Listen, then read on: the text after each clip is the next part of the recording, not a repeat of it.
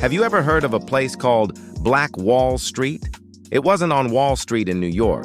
This was a thriving, self-sufficient, and incredibly prosperous black community in Tulsa, Oklahoma, at the turn of the 20th century. Imagine a 35-block district brimming with black-owned businesses, grocery stores, banks, hotels, movie theaters, doctor's offices, law firms, you name it. They had it. The dollar circulated within their community dozens of times before it ever left. This was the Greenwood District, a beacon of black economic empowerment and a testament to what a community could build for itself. But in 1921, over just 2 days, this beacon was extinguished in one of the most horrific acts of racial violence in American history. Today, we're going to talk about the Tulsa Race Massacre and how it was, at its core, an act of economic warfare. To understand the tragedy, we first have to appreciate the triumph. In the early 1900s, Oklahoma was a new frontier. After the Civil War, many black Americans, known as freedmen, settled in what was then Indian territory. Entrepreneurs like O.W. Gurley bought up land and sold it exclusively to other African Americans. This was the seed of Greenwood. The oil boom in Oklahoma created immense wealth, and the strict segregation laws of the time, while oppressive, had an unintended side effect. They forced black dollars to stay within the black community. This created a powerful closed-loop economy. Greenwood wasn't just surviving, it was thriving.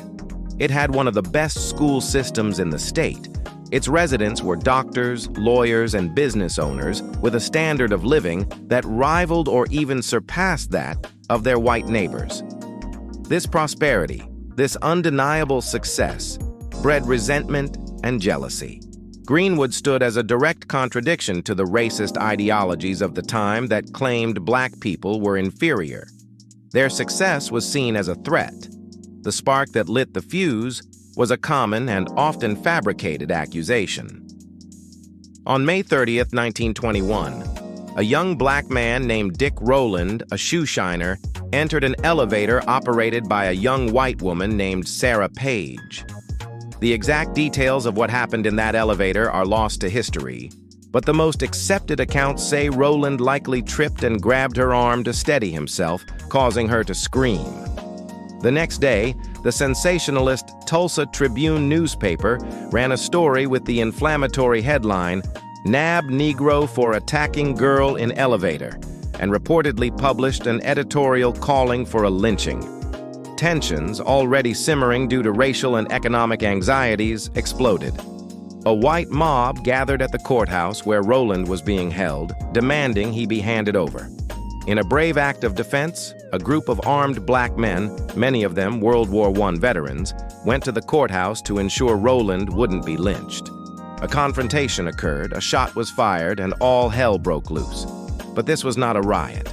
A riot implies chaos and a lack of organization. What happened next was a systematic, organized assault. The white mob, deputized and armed by city officials, grew into the thousands. They didn't just fight, they invaded Greenwood. They went from business to business, from house to house, not just with guns, but with torches and kerosene. They looted homes and shops, stealing everything of value before setting them ablaze. Witnesses reported seeing private airplanes flying overhead, dropping incendiary devices, turpentine balls, or dynamite onto rooftops. This was a coordinated attack from both the ground and the air. Think about that for a moment. This wasn't just a mob. It was a paramilitary operation targeting a civilian population. They specifically targeted the economic heart of the community. They firebombed hotels, destroyed law offices, and burned down theaters. They wanted to destroy the wealth that had been so carefully built. Over the next 18 hours, Greenwood was burned to the ground. 35 square blocks were reduced to ash and rubble. The official death toll at the time was recorded as 36, but historians now believe as many as 300 people were killed. Over 800 people were injured. 10,000 black residents were left homeless. Their life's work, their generational wealth, turned to smoke. They were rounded up at gunpoint and held in internment camps. The economic devastation was absolute. Imagine waking up one morning as a successful business owner and by the next day, you have nothing but the clothes on your back, your business is a pile of rubble, and your life savings are gone. Insurance companies refused to pay out claims, citing riot clauses in their policies. The city and state did nothing to help rebuild. In fact, some city planners tried to rezone Greenwood for industrial use, an attempt to prevent Black residents from ever returning and rebuilding. The destruction of Black Wall Street was a calculated act designed to eliminate economic competition and reassert white supremacy. They didn't just kill people, they killed a dream. They destroyed businesses, erased records, and vaporized generational wealth that could have been passed down through families for the next 100 years. The psychological trauma was just as devastating.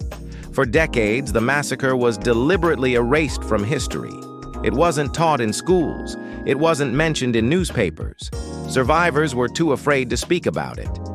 It became a hidden scar on American history, a conspiracy of silence that allowed the perpetrators to escape justice and the victims to be denied their story.